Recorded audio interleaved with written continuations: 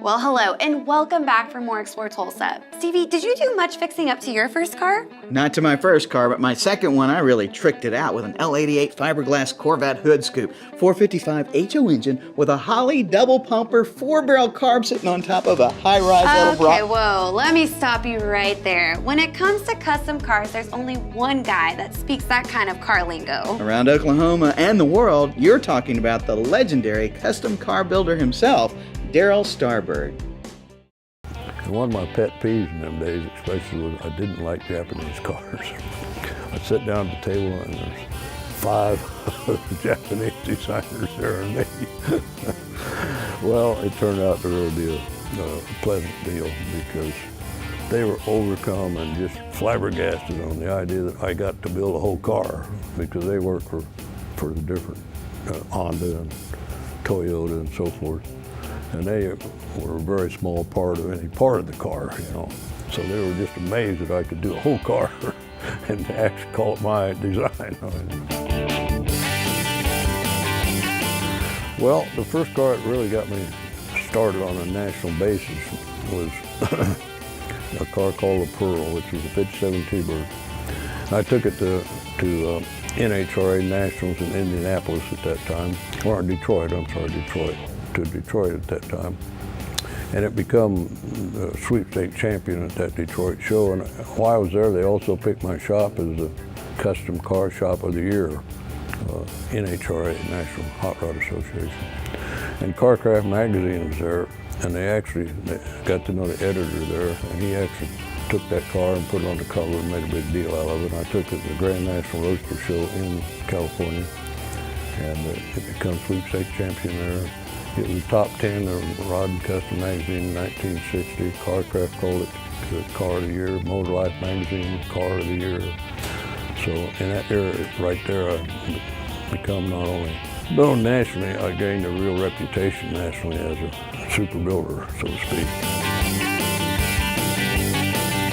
Well, the most famous car is the one right behind us, the Predictor, and that was early, like I say, the whole start of the bubble top car. I've actually built over 150 cars, and for people from all over Canada, Panama, a couple in Europe.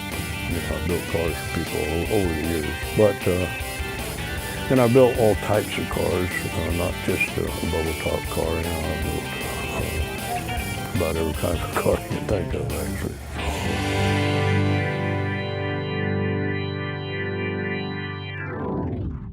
The aircraft influence on me back in the days when I was working at Boeing and so forth. You know, helicopters. In fact, I got the first, when I had come up with the idea, I wanted to put a bubble top on a car. I had no idea how to do that or even had an idea where to go to do it, you know. I happened to run on the guy that had worked for Bell Helicopter down in Fort Worth. And the front of the early helicopters all had bubble tops on the front. He kind of explained to me how they did that. And I kind of converted that over into my thoughts. And the first one I did in 1959, I actually built my own oven because the sheet of plastic is 6 foot by 8 foot. It has to hang in there and get up to 350 degrees. It has to get there even heating. And then that's laid down on a table and actually free blown. It doesn't actually touch anything except whatever I have restricting it. If your plastic touches or hits something like a mold, it kills the optics of it, so you can't have it actually hit anything. So they're all free blown, as you can see on my bubbles. I guess my movie experience that made me known mainstream, so to speak, was American Graffiti movie. And they mentioned my name in there in my car. And I probably get more comments about that little one line, better than Darryl Starbird Super Flake Moonbird, than I do all the cars I ever built. I mean, you know, and even today I'll have somebody probably tell me they saw that movie and saw my name or heard my name in there. It is! It's better than Darryl Starbird Super Flake Moonbird. The fact that I've been able to do that and had the opportunities and many breaks went my way. And I think I had a guardian angel, actually, kept track of me and kept me on the right track, too. But over and above that, it's just plain old hard work. You know, when you're going to be successful in any business, You got to be dedicated 100% to that business, and unfortunately or fortunately, I was very dedicated to my career and to building cars, producing car shows, and becoming somewhat famous.